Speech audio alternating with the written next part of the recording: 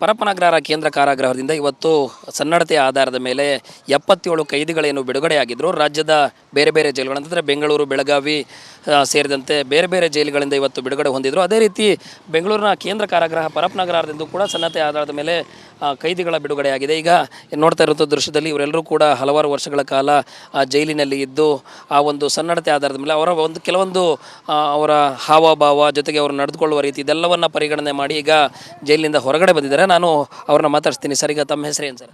Sir, ನನ್ನ ಹೆಸರು K ನಾರಾಯಣನು. ಯಾವ ಪ್ರಕರಣದಲ್ಲಿ ಒಳಗಡೆ ಹೋಗಿದ್ರಿ? ಇವತ್ತು ಬಿಡುಗಡೆಗೆ ಹೊರಗಡೆ ಬರ್ತಿದ್ರಲ್ಲ, ಏನು ಅನಿಸ್ತಾ ಇದೆ ನಿಮಗೆ? ಖುಷಿ ಆಗ್ತದೆ. ಏನು ಕೇಸಲ್ಲಿ ಹೋಗಿದ್ರು? ಮರ್ಡರ್ ಕೇಸ್ ಹೋಗಿದ್ದು. ಎಷ್ಟು ವರ್ಷಗಳ ಕಾಲ ಜೈಲಲ್ಲಿದ್ರಿ? ಈಗ ಇವತ್ತು ಪರಮೇಶ್ವರ್ ಅವರು ಬಂದಿದ್ದರು, ಗೃಹ ಸಚಿವ ಸಮ್ಮುಖದಲ್ಲೇ ತಮಗೆ ಒಂದು ಪ್ರಮಾಣ ಪತ್ರವನ್ನು ನೋಡಿ ಇವತ್ತು ಹೊರಗಡೆ ಕಳಿಸ್ಕೊಟ್ಟಿದ್ರು. ಏನು ಹೇಳೋಕ್ಕೆ ಇಷ್ಟಪಡ್ತೀರಿ ನೀವು? ಏನು ಇಷ್ಟಪಡೋಕೆ ಅಷ್ಟು ಏನೂ ಮಾಡಿಲ್ಲ. ನಾನು ಹೋಯ್ದ ಕೆಲಸ ಮುಗಿಸ್ಕೊಂಡು ಬರ್ತಾಯಿದ್ವಿ. ನಮ್ಮ ಕೆಲಸ ಏನದು ಅದು ಮುಗಿಸಿದ್ವಿ.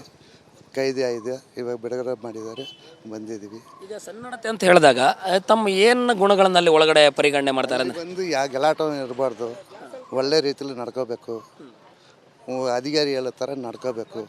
ಹಂಗೆ ಅಂದರೆ ಈಗ ನಿಮ್ಮನ್ನೆಲ್ಲ ಎಷ್ಟು ವರ್ಷಗಳ ಕಾಲ ಅದನ್ನು ನೋಡ್ತಾರೆ? ಸುಮಾರು ದಿನಗಳ ಕಾಲ ನೋಡ್ತಾರೆ, ವರ್ಷಗಳ ಕಾಲ ಕೆಲಸ ಒಪ್ಪಿಸಿದ ಕೆಲಸ ಬಗ್ಗೆ ನಮ್ಮ ಕಿಲಿನ ಮಾಡ್ಕೊಂಡು ಕೆಲಸ ಮಾಡ್ಕೊಂಡಿದ್ರಿ ಒಳಗಡೆ? ನಮ್ಮ ಬಂದು ರಾಗಿ ಮಿಲ್ಲು ಓಡಿಸ್ತಾ ಇದ್ವಿ, ಅಡುಗೆ ಮಾಡ್ತಾಯಿದ್ವಿ, ಕೆಲಸ ಮಾಡ್ಕೊಂಡಿದ್ದೀವಿ. ಈಗ ಅದಕ್ಕೆ ನೀವು ಪ್ರತಿದಿನ ಮಾಡೋದಕ್ಕೆ ಸಂಬಳನೂ ಕೊಡ್ತಾ ಇದ್ರ? ನಿಮಗೆ ಎಷ್ಟು ಕೊಡ್ತಾಯಿದ್ರು? ಆವಾಗ ಬಂದು 100 ರೂಪಾಯಿ ಕೊಡ್ತಿದ್ರು. ಆಮೇಲೆ ಇವಾಗ 544 ರೂಪಾಯಿ ಕೊಡ್ತಾರೆ ಪ್ರತಿದಿನ. ಈಗ ಒಳಗಡೆ ಜೈಲಿಗೆ ಹೋದವರು ಕೆಲವರು ಯಾವುದೋ ಒಂದು ತಪ್ಪು ಮಾಡಿ ಹೋಗಿರ್ತಾರೆ, ಸಣ್ಣ ತಪ್ಪು ದೊಡ್ಡ ತಪ್ಪು ಮಾಡಿ ಹೋಗಿರ್ತಾರೆ. ಒಳಗಡೆ ಹೋದವರು ಯಾವ ರೀತಿ ಬದಲಾವಣೆ ಆಗುತ್ತಾರೆ ಇಲ್ಲಿ ಒಳಗಡೆ? ಅದ್ರ ಬಗ್ಗೆ ಏನೆಂದ್ರೆ ಹೇಳೋದಾದ್ರೆ, ಈಗ ನೀವು ಬದಲಾವಣೆ ಆಗಿದ್ರಿ, ಯಾವ ರೀತಿ ಬದಲಾವಣೆ ಆಗ್ತಾರಲ್ಲಿ? ಅಂದರೆ ಆಗಬೇಕಂದ್ರೆ ಏನು ಮಾಡಬೇಕು ಅನ್ನೋದು? ನಮ್ಗೆ ಒಳ್ಳೆ ರೀತಿಯಲ್ಲಿ ನಡ್ಕೋಬೇಕು. ಇವಾಗ ನಮ್ಗೆ ಒಳ್ಳೆ ಯಾವುದೋ ಒಂದು ಕೆಲಸ ಇದೆ, ಆ ಕೆಲಸ ಒಳ್ಳೆ ರೀತಿಯಲ್ಲಿ ನಮ್ಮ ಕೆಲಸ ಮಾಡಿದ ಒಳ್ಳೆಯವ್ರು ಅಂತೀವಿ. ಈಗ ನೀವು ಎಷ್ಟು ವರ್ಷ ಆಗಿತ್ತು ಒಳಗಡೆ ಹೋಗಿ? 2010 ಹೋಗಿರೋನು, 14 ವರ್ಷ ಆಯಿತು. 14 ವರ್ಷ. ನಿಮ್ಗೆ ಇವಾಗ ಅಲ್ಲಿ ಒಳಗಡೆ ದುಡಿಮೆ ಮಾಡಿದ್ರಲ್ಲ, ಈಗ 100 ರೂಪಾಯಿ ಹೋಗಿ ಒಳಗಡೆ ಹೋಗಿದ್ರಿ ಅಂತ ಹೇಳ್ತಾ ಇದ್ರಿ. ನೀವು ಪ್ರಾರಂಭ 14 ವರ್ಷಕ್ಕೆ ಮುಂಚೆ ಹೋದಾಗ 14 ರೂಪಾಯಿ ಇತ್ತು. ಇವತ್ತಿನವರೆಗೂ ಎಷ್ಟು ಒಂದು ಸಂಪಾದನೆ ಮಾಡಿರ್ತೀರಿ ಒಳಗಡೆ? ಅಮ್ಮನ ಒಂದು 5 ಲಕ್ಷ 6 ಲಕ್ಷ ಮಾಡಿರ್ಬೋದು. ಅದೆಲ್ಲ ನಿಮ್ಮ ಖಾತೆನಲ್ಲೇ ಇರುತ್ತೆ ಇವಾಗ? ಅದು ಬಂದು ನಮ್ಮ ಅವಾಗ ಕಷ್ಟ ಬರ್ತದೆ, ಎತ್ಕೊಂಡು ನಾನು ಖರ್ಚು ಮಾಡ್ತೀವಿ, ಮನೆಗೆ ಕೊಡ್ತೀವಿ.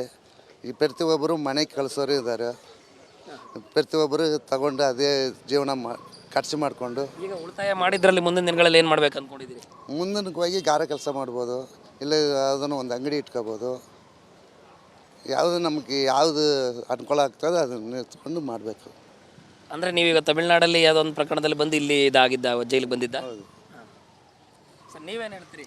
ನಮ್ಮದು ಗುಲ್ಬರ್ಗ ಸರ್. ಹಾಂ, ಏನು ಕೇಸಲ್ಲಿ ಒಳಗಡೆ ಬಂದಿದ್ರಿ? ಮರ್ಡರ್ ಕೇಸ್ ರೀ. ಹಾಂ, ಈಗ ಎಷ್ಟು ವರ್ಷ ನೀವು ಇಲ್ಲಿಗೆ ಜೈಲಿಗೆ ಬಂದು ಎಷ್ಟು ವರ್ಷ ಆಯ್ತು? ಎಷ್ಟು ದಿವಸದಿಂದ ಇದ್ರಿ ಇಲ್ಲಿ? 2011ದಾಗ ಬಂದಿರಿ ಸರ್. ಹಾಂ, ಇಲ್ಲೇ ಇದ್ರಿ, ಜೈಲಲ್ಲೇ ಇದ್ರಿ.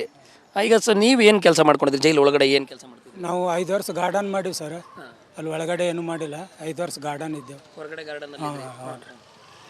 ಗಾರ್ಡನ್ ಫಸ್ಟ್ 75 ರೂಪಾಯಿ ಕೊಡ್ತೀರಿ, ನಂತರ ಈಗ 544 ರೂಪಾಯಿ ಕೊಡ್ತಾರೆ ಈಗ? ಹ್ಞೂ ರೀ ಸರ್. ಒಂದು 5 ತಿಂಗಳದ್ದು ಕೊಟ್ಟಾರಿ, ಇನ್ನೂ ಕೊಟ್ಟಿಲ್ಲ ರೀ.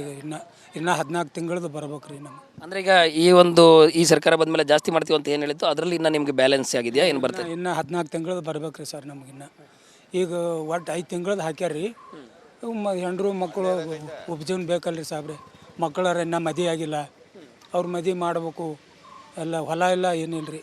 ಅಂದರೆ ಇವತ್ತೀಗ ನೀವು ಇದರ ಒಂದು 4 ಗೋಡೆ ಥರನೇ ಇದೆ, ಅದೊಂದು ಜಾಸ್ತಿ ಜಾಗ ಇದ್ದರೂ ಸಹ ಗೋಡೆ ಥರ ಇರೋದು, ಹೊರ ಪ್ರಪಂಚ ಇರಲ್ಲ ನಿಮಗೆ, ಅದೇ ಒಂದು ಪ್ರಪಂಚ ಇಲ್ಲ? ಹ್ಞೂ, ಅದೇ ಒಂದು ಪ್ರಪಂಚ ರೀ ಸರ್. ಈಗ ಹೋಗಿನೂ ಮನೆ ಇಲ್ಲ ಏನ್ರಿ ಸರ್, ಸುಮ್ಮ ಕಿರಾಯಿ ಮನೆ ಇಲ್ಲೇ ಬೆಂಗಳೂರಲ್ಲಿ ಹುಡುಗರು ಮಾಡಿ ಉಣ್ತಾರ, ಸುಮ್ಮ ಹಂಗೆ ಬದುಕೋತ ಹೊಂಟೀವಿ. ನಿಮ್ಮ ಜೊತೆ ಈಗ ಸಾಕಷ್ಟು ಜನ ಇದೇ ರೀತಿ ಬಂದಿರ್ತಾರೆ, ಅವರು ಎಲ್ಲರೂ ಕೂಡ ನಿಮ್ಮ ಜೊತೆ ಒಳಗಡೆ ನೀವು ಬರ್ತಿದ್ದಾಗ ಗೊತ್ತಿರುತ್ತೆ, ಅವರೆಲ್ಲ ತುಂಬ ಕಷ್ಟದಲ್ಲಿರೋರು ಸಾಕಷ್ಟು ಜನ ಇರ್ತಾರೆ. ಅದೇ ಒಂದು ಊರಿನ ಥರ ಇರುತ್ತೆ ನಿಮಗೆ. ಅಲ್ಲಿ ಒಳಗಡೆ ಎಲ್ಲ ಯಾವ ರೀತಿ ನೀವು ಹೊಂದಾಣಿಕೆಗಳಿರುತ್ತೆ ನಿಮ್ಮೆಲ್ಲರ ಜೊತೆ? ಎಲ್ಲ ಊರವ್ರು ಅಣ್ಣ ತಮ್ಮಗಿದ್ದಾರೆ ಹಂಗೆ ಇರ್ತೀವಿ ಸಾಬ್ರೆ. ಎಲ್ಲ ಒಂದು ಇರ್ತೀವಿ ರೀ. ಅಲ್ಲಿ ಯಾವ ಬೆಕ್ಕದವ್ರು ಊರವ್ರು ಇದ್ರೂ ಎಲ್ಲ ಜಗಳ ಆಡಲ್ದಂಗೆ ಒಂದಿರ್ತೀವಿ.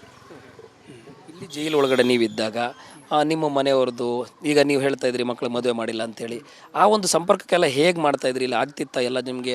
ಈಗ ನೀವು ಹೇಳ್ತಾ ಇದ್ರಿ ದುಡ್ಡು ಬಂದಿಲ್ಲ ಅಂತೇಳಿ, ಇದೆಲ್ಲ ನಿಮಗೆಲ್ಲ ಒಳಗಡೆ ಗೊತ್ತಾಗ್ತಿತ್ತ ಎಲ್ಲ?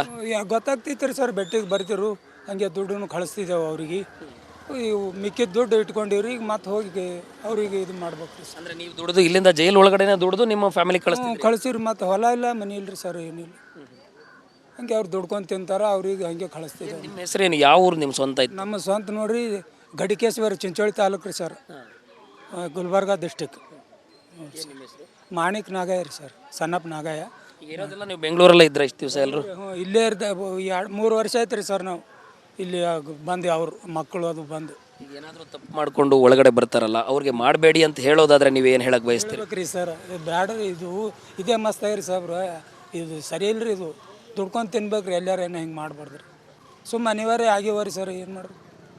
ಇದು ಏನು ಸಜಾಬಂದಿಗಳು ಇವತ್ತು ಬಿಡುಗಡೆ ಹೊರಗಡೆ ಬರ್ತಿದ್ದಾರೆ.